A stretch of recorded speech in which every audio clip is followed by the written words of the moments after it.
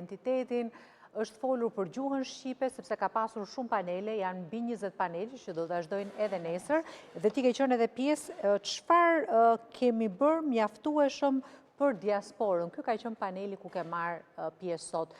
Megjithatë, ka dhe nga ata, unë kam lexuar edhe shumë reagime në rrjetet sociale që flasin për një diasporë, për një summit ku bëhet më shumë propagandë se sa trajtohen problemet reale të diasporës. Dhe në fakt, ajo revolta, ajo mini revolta e asaj zonjës që dëgjuam pak më parë, e shprehte më mirë atë që ndoshta kishin ndërmend shumë prej atyre pjesëmarrësve në summit.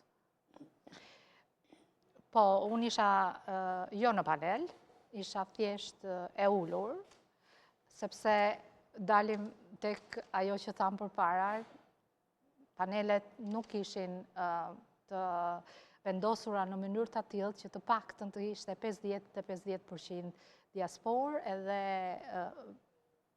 punonjësit në Shqipëri.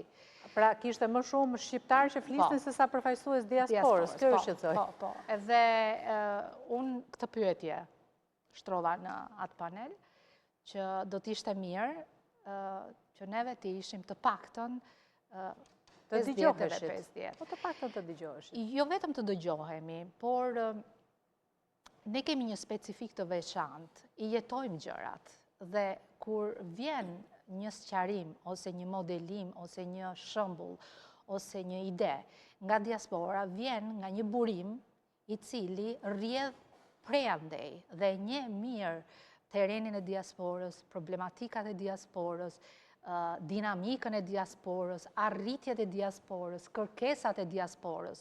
Unë nuk kam asnjë gjë kundra askujt, por në qoftë se ti do të bësh diçka reale me diasporën, ti duhet ta dëgjosh diasporën. Diaspora nuk duhet të jetë vetëm ajo që të ngrej dorën dhe të bëj ty një pyetje. Duhet të jesh ti ai që të bësh një pyetje dhe të ngresh dorën përpara meje si diasporë. Vera, ti e ndjeve pjesë veten sot pjesë e këtij dekori apo pjesë e asaj pjesë të popullatës shqiptare që jeton jashtë dhe për të cilën kujtohen një herë në 4 vjet kur i kërkojnë votën dhe tani më ju është dhënë e drejta e votës?